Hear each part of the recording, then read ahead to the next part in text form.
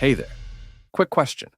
What if everything you thought you knew about leadership was totally wrong? Yep, today we're diving into why 75% of leadership programs are failing and how Elena Gosse's leadership shit show turns the whole game upside down. This episode isn't about perfection. It's about chaos, growth, and why your mess might just be your magic. Leadership development has become a $366 billion global industry. But here's the thing.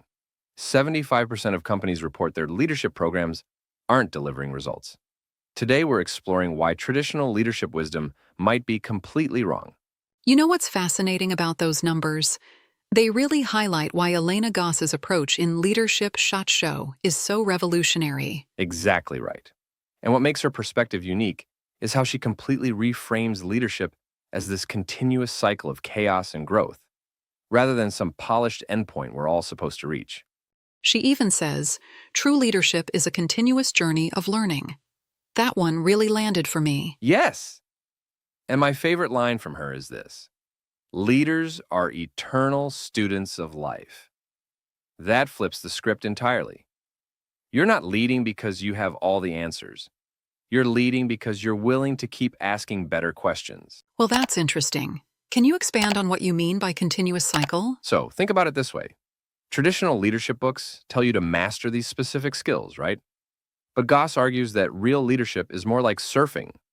You're constantly adjusting to new waves of challenges, and sometimes you're going to wipe out spectacularly. That's exactly why her concept of the Setback Journal is so powerful. It transforms those wipeouts into learning opportunities. You know what's really telling?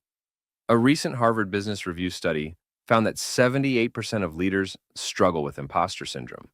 Yet most leadership resources pretend vulnerability is a weakness rather than a strength. That reminds me of something else from the book. Her emphasis on emotional intelligence and self-awareness. She really challenges this old-school idea of the stoic, all-knowing leader. Well, here's what's fascinating about that. Research shows that leaders with high emotional intelligence have teams that are 20% more productive. But Goss takes it further by suggesting we need to seek out uncomfortable situations to grow those skills actively. She puts it beautifully. As we elevate ourselves, we uplift others. I love that. It's not just self-development. It's ripple effect leadership. That's quite different from the typical fake it till you make it advice we usually hear. Exactly. It's more like face it, feel it, learn from it. And you know what else stands out? Her approach to what she calls future-proofing sessions. Instead of just reacting to change, she advocates for these regular team meetings where you actively imagine and prepare for potential disruptions. So if we look at the data, that approach makes a lot of sense. I mean, the average lifespan of a company on the S&P 500 has dropped from 60 years to less than 20 years because of failure to adapt to change. Exactly. And that's where her concept of leading a shift comes in. Rather than just managing current processes, she argues leaders need to become architects of transformation. You know, studies show that companies with strong change management are 3.5 times more likely to outperform their peers. Well, that certainly puts her emphasis on continuous learning into perspective. How does she suggest leaders actually implement these ideas? So she has this really practical quarterly growth plan framework. It's like a personal leadership GPS. You map out specific goals across 4 areas: technical skills, emotional intelligence, strategic thinking, and what she calls chaos comfort, your ability to thrive in uncertainty. That's quite different from traditional leadership development plans that focus mainly on hard skills and metrics. Right. And here's what's really interesting about her approach to metrics. Instead of just tracking typical KPIs, she suggests leaders should measure what she calls growth moments, those times when you or your team successfully navigated through uncertainty.